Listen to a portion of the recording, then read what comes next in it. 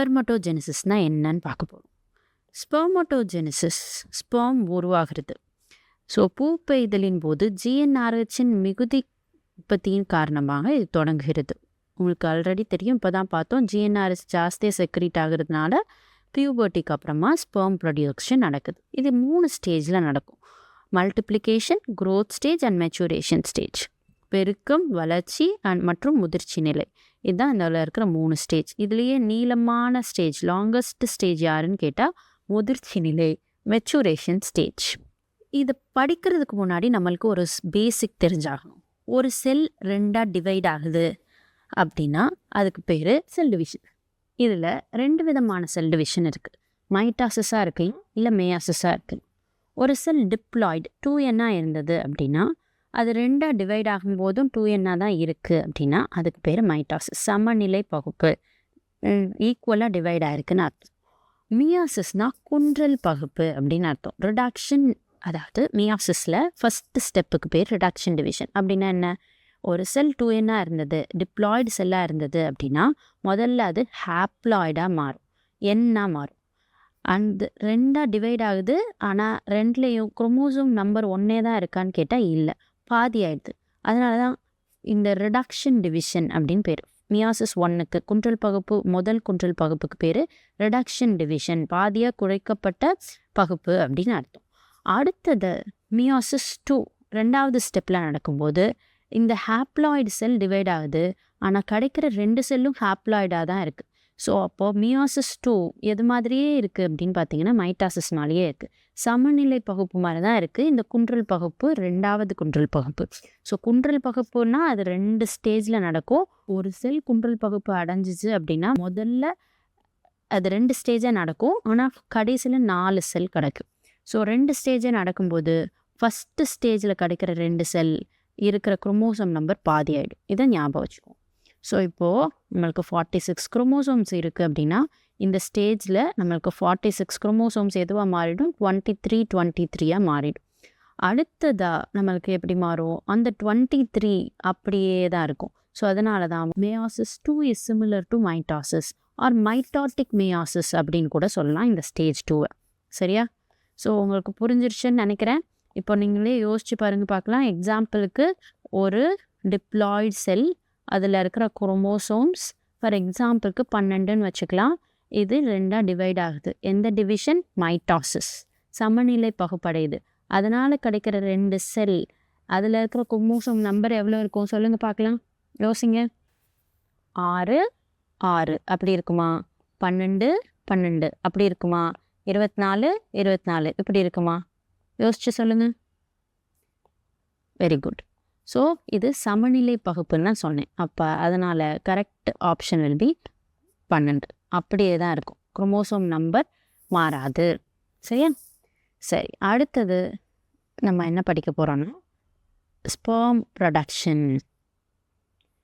சரி, ஸோ முதல்ல ஸ்பெர்ம் ப்ரொடக்ஷனில் எங்கேருந்து ஆரம்பிக்கணும்? ஸ்பெர்மட்டோகோனியம் படித்தோம் இல்லையா? இதுதான் அந்த லோப். இது ஒரு செமினிஃபரஸ் டிபியூல்னா அதுக்குள்ளே நிறைய செல் இருக்கும், ஸ்பெர்மட்டோகோனியல் செல்ஸ் இருக்கும். இந்த ஸ்பெர்மட்டோகோனியம் தான் மைட்டாசிஸ் அண்டர்கோ பண்ண போகுது.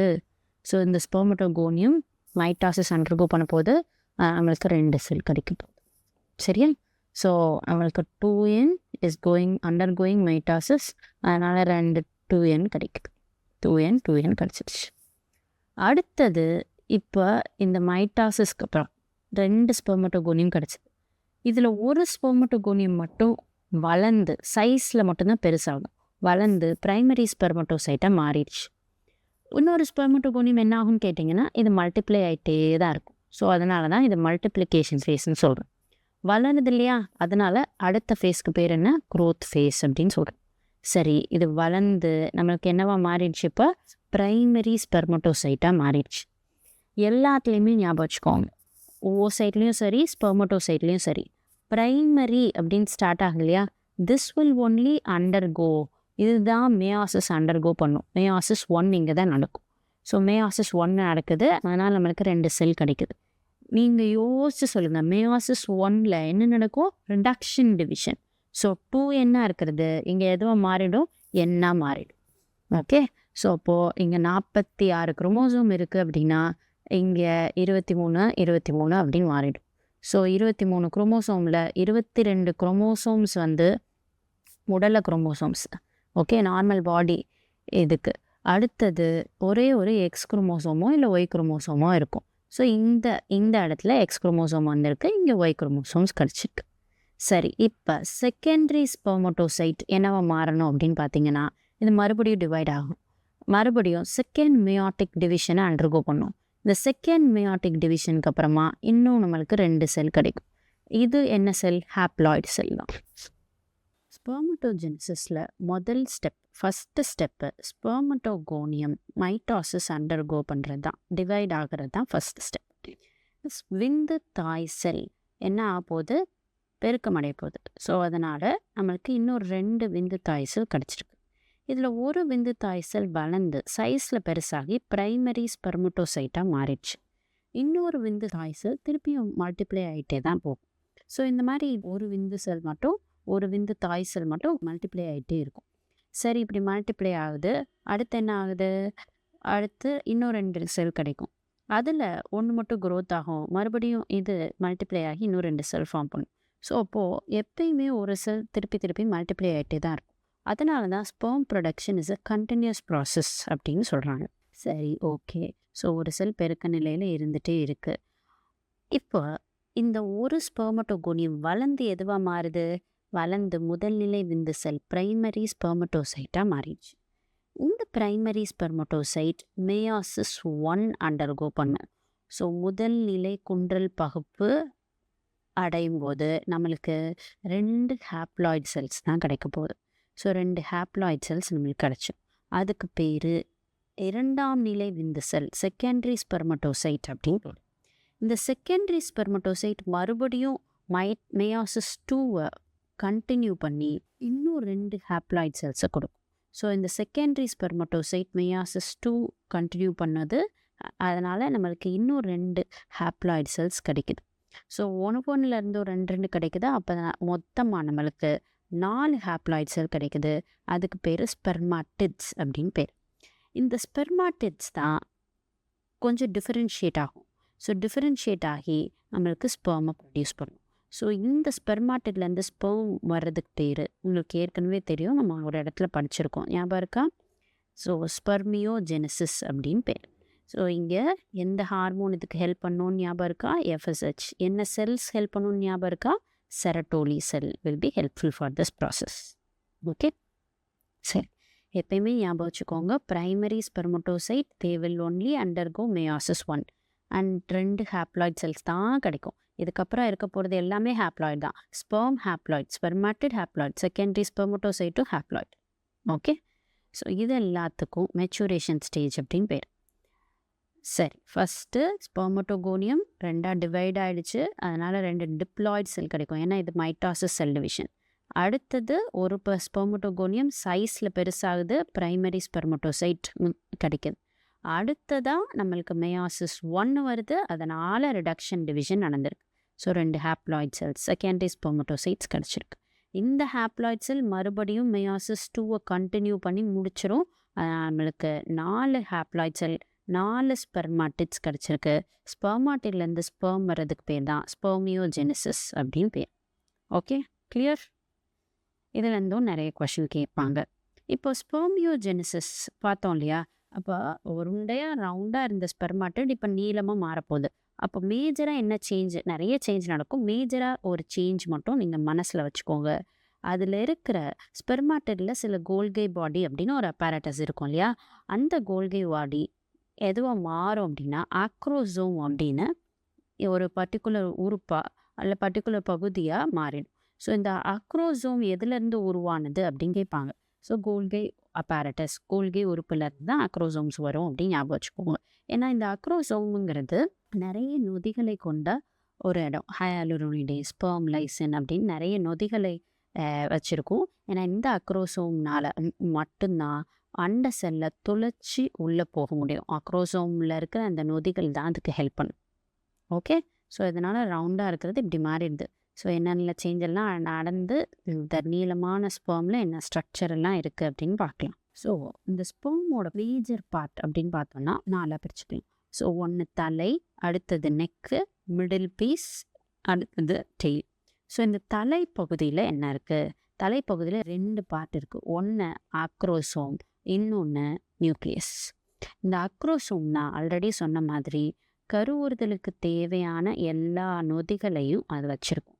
So it's a cap like structure filled with enzymes. அந்த என்சைம்ஸ் எதுக்கு? ஃபர்டிலைசேஷன், கருவுறுதலுக்கு ஹெல்ப் பண்ணுறதுக்கு, அண்டத்தை தொலைச்சி உள்ளே போகிறதுக்கு. அடுத்ததாக இதில் ஒரு நீளமான நியூக்ளியஸ், இந்த ஹாப்ளாய்டு நியூக்ளியஸ், அது எலாங்கேட் ஆகி இந்த இடத்துல இருக்குது. அடுத்ததாக இந்த நெக்கு இருக்கு இல்லையா, இந்த நெக்கில் you can just see something round here. இங்கே ஒரு ரவுண்டாக ஒரு ஸ்ட்ரக்சர் தெரியுதா? What is this called as? இதுக்கு பேர் சென்ட்ரியோல் அப்படின்னு பேர். Okay, centriole. ஸோ இந்த சென்ட்ரியோலுக்கு ஃபங்க்ஷன் என்ன? What is the function of the centriole அப்படின்னு பார்த்தோம்னா, இந்த சென்ட்ரியோல் தான் ஜைகோட் ஃபார்ம் ஆனோன்னு அந்த ஜைகோட் டிவைட் ஆகிறதுக்கு ஸ்பிண்டில் ஃபைபர்ஸ் இந்த சென்ட்ரியோல்லேருந்து தான் வரும். So this will be it helps in zygote division. Okay, so zygote divide ஆகிறதுக்கு தேவையான ஸ்பிண்டில் ஃபைபர் இந்த சென்ட்ரியோல்லேருந்து தான் நம்மளுக்கு கிடைக்கும். சரி, அடுத்தது இந்த மிடில் பீஸ். மிடில் பீஸ்ன்னு சொன்ன உடனே இங்கே இருக்கிற நிறைய நியூமரஸ் நம்பர் ஆஃப் மைட்டோகாண்ட்ரியா நம்மளுக்கு தெரியுதா? இந்த மைட்டோகாண்ட்ரியா ஒரு ஸ்பைரல் ஷேப்பில் திருகு மாதிரி தான் அமைஞ்சிருக்கும். Numerous mitochondria present in the middle piece will be providing the energy for the sperm to swim. இந்த விந்து செல் நகர்றதுக்கு தேவையான ஆற்றலை கொடுக்கறது இங்கே இருக்கிற மைட்டோகாண்ட்ரியா தான். அடுத்தது இந்த வால் பகுதி, இதில் நீளமான ஃப்ளஜெல்லா ஸ்ட்ரக்சர் இருக்கும். இந்த வால் தான் எதுக்கு ஹெல்ப்ஃபுல்லாக இருக்கும்னா இந்த ஸ்பெர்ம் மூவ் ஆகிறதுக்கு ஹெல்ப்ஃபுல்லாக இருக்கும். ஸோ ஸ்பெர்மோட மொட்டிலிட்டிக்கு இந்த வால் பகுதி உதவி செய்யும். That is very much essential for fertilisation. ஒரு ஸ்பெர்ம் உயிரோடு இருக்கா இல்லை இறந்துருச்சான்றத உறுதி செய்கிறதுக்கே அதோட மூமெண்ட்டு தான் வந்து ஹெல்ப் பண்ணும். ஸோ அந்த மொட்டிலிட்டிக்கு இந்த வால் பகுதி தான் வேணும். ஓகே, ஸ்பெர்ம் ஸ்ட்ரக்சர் கிளியர் ஆயிடுச்சா? சரி, இப்போ ஒரு கொஷின் கேட்குறாங்க, ஸ்பெர்மோட அவுட்டர் மோஸ்ட் மெம்பரின் பேர் என்ன அப்படின்னு.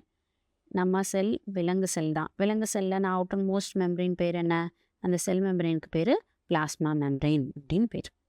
ஓகே, சரி, அடுத்தது மேல் ஆக்சசரி கிளாண்ட், துணை சுரப்பிகள் யாரெல்லாம் அப்படின்னு பார்த்தீங்கன்னா அதில் 3 துணை சுரப்பிகள் இருக்குது. Seminal vesicle, prostate and bulbourethral gland. விந்துப்பை, prostate and bulbourethral gland. விந்துப்பை, பல்போ எரித்ரல் இது ரெண்டும் 2 in நம்பர், ப்ராஸ்டேட் மட்டும் 1 in நம்பர். இந்த எல்லா ஆக்சசரி கிளாண்ட் துணை சுரப்பிகளும் சேர்ந்து நம்மளுக்கு ஒரு லிக்விடை ப்ரொடியூஸ் பண்ணும். அந்த லிக்விடுக்கு பேர் தான் செமினல் பிளாஸ்மா அப்படின்னு பேர். இந்த செமினல் பிளாஸ்மா ரொம்ப ரொம்ப முக்கியம் ஸ்பெர்முக்கு. இந்த செமினல் பிளாஸ்மாவில் என்னென்னலாம் இருக்கும்? ஃப்ரக்டோஸ், ப்ராஸ்டக்லாண்டின், சிட்ரிக் ஆசிட், கால்சியம், அப்புறம் சில சர்டன் என்சைம்ஸ், சில நொதிகள், இது எல்லாமே இந்த செமினல் பிளாஸ்மாவில் இருக்கும். இந்த பல்போ யூரித்ரல் கிளாண்ட் மட்டும் தனியாக ஒரு செக்ரீஷனையும் செக்ரீட் பண்ண போகுது இல்லை. அதாவது bulbourethral gland, prostate gland, seminal vesicle, இது 3ஓட செக்ரீஷனும் சேர்த்து தான் செமினல் பிளாஸ்மா அப்படின்னு சொல்லுவோம். ஆனால் இந்த பல்போ யூரித்ரலோட செக்ரீஷன்ஸ் மட்டும் எப்படி இருக்கும் அப்படின்னு தனியாக பார்த்தோன்னா, it will be helpful for lubricating the penis. இந்த பெனிஸை லூப்ரிகேட் பண்ணுறதுக்கு இது ஹெல்ப் பண்ணும்.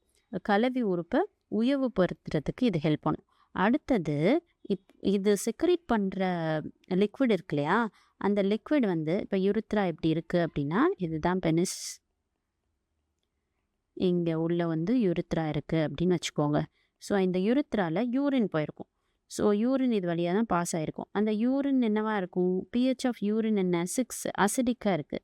ஸோ அப்போ யூரின் இது வழியாக போயிருக்கும்போது இந்த என்விரான்மெண்ட் அசிடிக்காக இருக்குது.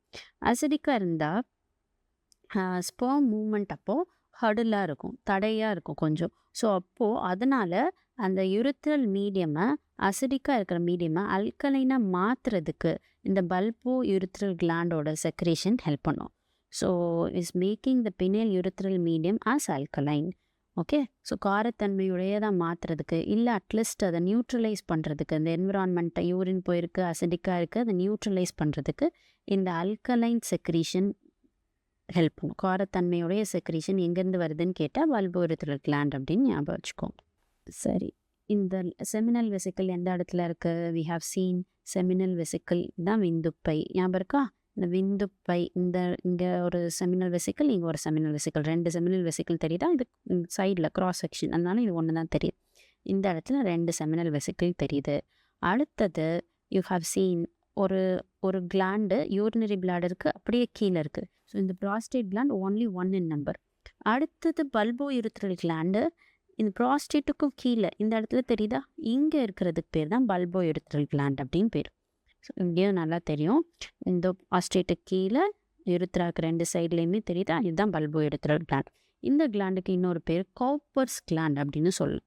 பல்போ யூரித்ரல் கிளாண்ட் ஆர் கௌப்பர்ஸ் கிளாண்ட் ரெண்டுமே சேம் தான். ஸோ பல்போ யூரித்ரல் கிளாண்ட் 2 இருக்குது, செமினல் வெசிக்கல் 2 இருக்குது. பட் ப்ராஸ்டேட் கிளாண்ட் மட்டும் தே ஆர் 1 in number. பார்க்குறதுக்கு 2 இருக்கிற மாதிரி தெரியலாம், ஆனால் 2 கிடையாது, 1 in number only. சரியா? ஸோ இப்போது செமன்னா என்ன அப்படின்னு பார்க்கலாம்.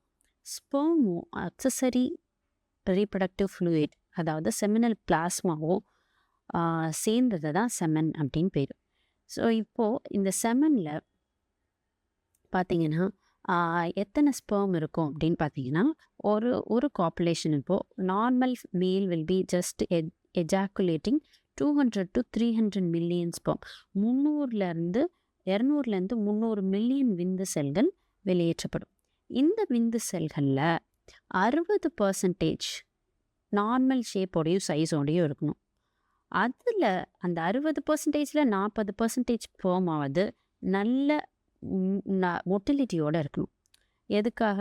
நார்மலாக ஒரு ஓவமை ஃபர்டிலைஸ் பண்ணுறதுக்கு அட்லீஸ்ட் 60% ஸ்பெர்ம்ஸ் நார்மல் ஷேப் சைஸில் இருக்கணும். அடுத்து ஒரு 40% ஸ்பெர்ம், இந்த 60ல் ஒரு 40% ஸ்பெர்மாவது விகரஸாக மொட்டைல் ஆகிறது மாதிரி, ரொம்ப வேகமாக ஓடுற மாதிரி நகரும் தன்மையோடு இருக்கும். ஸோ 200 to 300 மில்லியனில் 60% அப்படின்னா 180 மில்லியன். 180 மில்லியனாவது நார்மல் ஷேப் சைஸில் இருக்கணும். அந்த 180 மில்லியனில் அட்லீஸ்ட் 72 மில்லியன், 40% மீன் 72 மில்லியன், 72 மில்லியனாவது விகரஸ் மொட்டிலிட்டியோடு இருக்கணும். இப்படி இருந்தால் தான் நார்மலாக ஃபர்டிலைஸ் பண்ண முடியும் ஒரு ஓமை. ஓகே, இப்போ நம்ம சில டெர்மினாலஜிஸை பார்க்கலாம். Spermiation, separation of sperm from the Sertoli cell of seminiferous tubule. Correct. இப்போ இப்படி இருக்குது செமினிஃபரஸ் டிபியூல் அப்படின்னா, இதில் there will be some cells which is Sertoli cells. நம்மளுக்கு ஏற்கனவே தெரியும், இதுதான் நர் செல்ஸ்னு படிச்சிருக்கோம். ஸோ இப்போ இந்த ஸ்பெர்ம் க்ரோ ஆகிட்டே இருக்கும்போது அதுக்கு தேவையான நியூட்ரியன்ஸ் இதில் தான் கிடைக்கும். ஸோ இந்த ஸ்பெர்ம் ஹெட்டு இந்த செரட்டோலி செல் மாதிரி எம்பட் ஆகி தான் இருக்கும். இப்போ ஸ்பெர்ம் மெச்சூரேஷன் ஆகிடுச்சு அப்படின்னா இதில் விட்டு வெளியே வந்து அப்புறமா செமினிஃபரஸ் டிபியூலை விட்டு வெளியே போயிடும். இதுக்கு பேர் தான் ஸ்பெர்மியேஷன் அப்படின்னு பேர். ஸோ விந்து நுண்குழல்கள் அப்படின்னா செமினிஃபரஸ் டிபியூல் அப்படின்னு பேர். ஸோ இந்த செமினிஃபரஸ் டிபியூலில் இருக்கிற இந்த செரோட்டோலி செல்லோட டாப் எட்ஜில் இல்லை எங்கேயாவது ஒரு இடத்துல தான் இந்த ஸ்பெர்ம் எப்படி எம்படாக இருக்கும். ஸோ இப்போது இந்த விந்தணுவோட தலைப்பகுதி முதிர்ச்சி அடைஞ்ச பிறகு அந்த செரோட்டோலி செல்லை விட்டு வெளியே வந்து அப்படியே ஸ்லோவாக இந்த செமினிஃபரஸ் டிபியூலை விட்டு வெளியே போகும். இதுக்கு பேர் விந்து செல் வெளியேற்றம் அப்படின்னு பேர். சரியா? சரி, அடுத்தது இப்படி தான் டெஸ்டிஸ் இருக்குது அப்படின்னு வச்சுக்கலாம். சரியா? இப்போ இந்த டெஸ்டிஸை விட்டே ஸ்பெர்ம் வெளியே வருது இல்லையா, அதுக்கு பேர் செமினேஷன் அப்படின்னு பேர். எஜாக்குலேஷன் அப்படின்னா ஒரு மேல் இருக்காங்க, மேல் பாடி விட்டு ஸ்பெர்ம் வெளியே வர்றதுக்கு பேர் எஜாக்குலேஷன் அப்படின்னு பேர். அடுத்து இன்செமினேஷன். ஸோ இன்செமினேஷன்னா ஃபீமேலோட ரீப்ரொடக்டிவ் ட்ராக் மேலேருந்து ஃபீமேல் பாடிக்குள்ளே ஸ்பெர்ம் என்டர் ஆகும் இல்லையா, அதுக்கு பேர் இன்செமினேஷன் அப்படின்னு பேர். இந்த டெர்மினாலஜிஸை நீட்டில் அடிக்கடி கேட்டிருக்காங்க. So you make sure you know that. Thank you.